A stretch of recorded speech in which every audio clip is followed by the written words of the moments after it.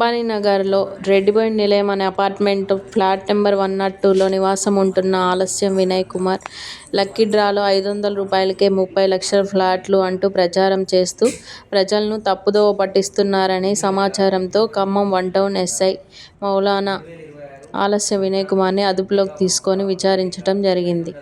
563 గజాల తూర్పు facing open flat సుమారు 30 లక్షల విలువ గలది ఇస్తామని చెప్పేసి ఒక్కొక్క ఇట్లా పుస్తకాలు ఒక 50 పుస్తకాలు ప్రింట్ చేయించి దీంట్లో ఒక్కొక్క పుస్తకంలో ఒక 100 రిసిప్ట్ల చొప్పున ఒక్కొక్క దానికి రూ. 500 చొప్పున కలెక్ట్ చేస్తున్నాడని ఇన్ఫర్మేషన్ మేరకు ఎస్ఐ గారు మా సిబ్బందితో పంచసాక్షుల సమక్షంలో రైడ్ చేయడం జరిగింది.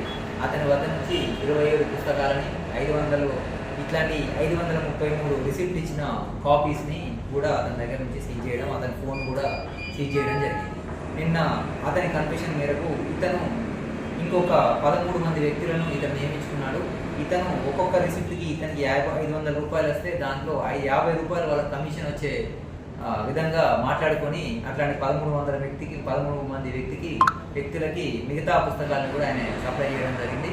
అందులో ఈరోజు మేము మొత్తం ఇతను అక్యూజ్డ్ కాకుండా ఇంకొక 11 మందిని కూడా ఈరోజు అరెస్ట్ చేయడం జరిగింది. మొత్తం 12 మందిని కోర్టులో హాజరుపరచడం జరుగుతుంది. అదే రకంగా పోలీస్ నుంచి ప్రజలందరికీ కూడా ఒక విజ్ఞప్తి చేస్తున్నాం. ఎట్టి పరిస్థితుల్లో కూడా ఇట్లాంటి మోసాలకు మీరు లోన్ కావద్దని మా శాఖ తరఫున మేము కోరుతున్నాం.